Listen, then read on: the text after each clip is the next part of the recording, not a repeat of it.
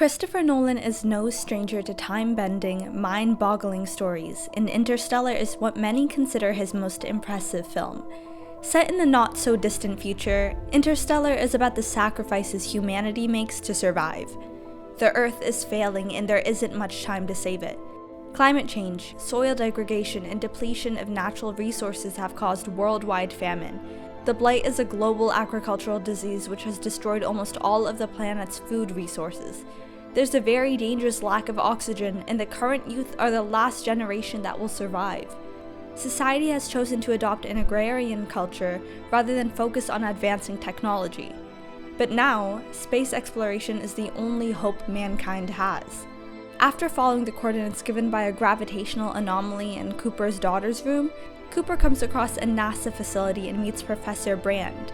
Brand tells him about their plan to find an exoplanet that can support life. Brand will work on solving the gravity equation, which will make it possible to transport mass amounts of people into space, as a few select scientists will explore another galaxy. Cooper is asked to pilot the spacecraft Endurance. His participation is necessary if humanity is to have any chance of survival. And so he leaves his two children, Murph and Tom, for what he knows could be decades, or forever. By this point, the film's already introduced its most important thematic motif: faith. Time is running out, people are dying every day, all they can do is have hope that they'll be able to find success against all odds. Because as scientific as everything they're doing is, you can't account for every little thing that could happen. At some point, things are going to go wrong, sacrifices will have to be made, and you have to hope you're making the right choices. The movie becomes exponentially more emotionally impactful when Cooper and Murph's relationship becomes its backbone. Tom will be alright, but you gotta make things right with Murph. I will. Without making promises you don't know you can keep. This is an incredibly subtle moment in the movie, but really, it changes everything about the subsequent scene. I love you forever, and I'm coming back.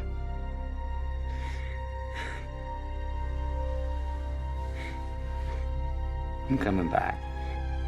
We'll talk about the significance of that one line later. But Cooper is about to embark on the most dangerous expedition imaginable. Beyond the physical risks of exploring foreign galaxies, the bigger threat is time. I'm not afraid of death. I'm an old physicist. I'm afraid of time. Because of time dilation, time is a resource that must be considered very carefully. On one planet Cooper travels to, an hour lost equates to 7 years on Earth, meaning that any disturbance could easily cost the lives of billions on Earth. Cooper is aware of this terrifying issue before he leaves, and yet, he's still confident enough to make the brave promise to his daughter that he'll come back. In Interstellar, everything is connected, through time and space and infinite timelines which happen simultaneously, but also through love. Love is the one thing we're capable of perceiving that transcends dimensions of time and space. Maybe we should trust that, even if we can't understand it yet. Cooper and Murph are inexplicably bound, and that's alluded to as soon as Murph mentions the ghost in her room. Strange happenings did not terrify her as much as they intrigued her and inspired a powerful connection, but she didn't understand why. There's a parallel between Cooper and Murph throughout Interstellar. They share the same interests in science and innovation. They're fighters and curious people with relentless determination.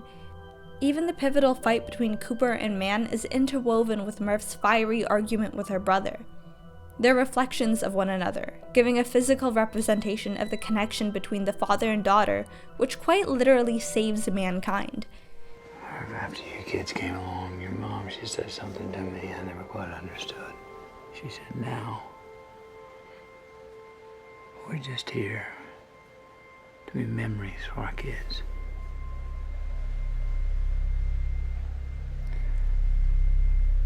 I think I now understand what she meant.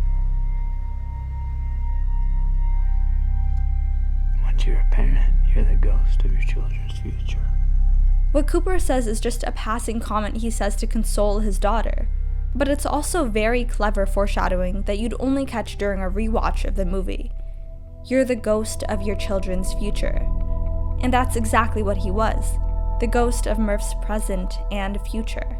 It isn't a stretch to say that Interstellar is very much a story of love, because love is what fuels faith. And again, Interstellar is all about faith. Not in faith in higher beings, faith in yourself and those you trust. Faith that you can figure out whatever you put your mind to. Dr. Brand states it well. You had faith. All those years. I asked you to have faith. I wanted you to believe that your father would come back. He may have been lying, hiding the fact that he believed solving the gravity equation to be impossible, meaning everyone on Earth would die.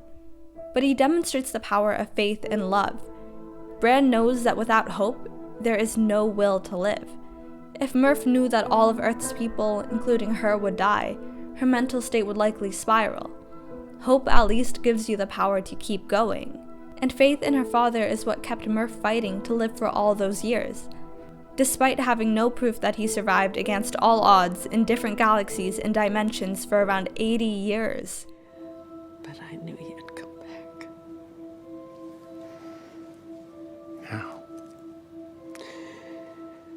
Because my dad promised me. This brings us back to that comment Donald made years ago, telling Cooper not to make a promise he couldn't keep. And Cooper kept that promise all along. Murph is named after Murphy's Law. Murphy's Law states that anything that can happen will happen. And that's exactly what the movie embodies, for the best and the worst. Their most horrifying fear of losing time is what happened. But also, not only did Plan B turn out to be a success, Plan A succeeded. In a universe where there are unlimited possibilities, anything that can happen will happen. But it wasn't all just a coincidence. It's a chance for the people on Earth. Talk to me. Gargantua is an older spinning black hole. It's what we call a gentle singularity. Gentle. Gentle. It's the same word used in the poem Dr. Brand was stuck on for years. Brand would recite Dylan Thomas's poem, "Do Not Go Gentle Into That Good Night," to motivate the scientists to keep fighting, even if the end felt inevitable. In his case, he was saying to not go gentle, to be relentless and brave. But here, the term is used to insinuate that there is hope for those who approach the terrifying black hole. That word, gentle, is the ultimate symbol of the thematic motif of faith that Interstellar works so hard to present. Because maintaining faith that we can find a way out of our issues is imperative to a successful fight. The end may eventually come, but do not face it passively. Fight. Do not go gentle into that good night. Old age should burn and rave at close of day. Rage against the dying of the light.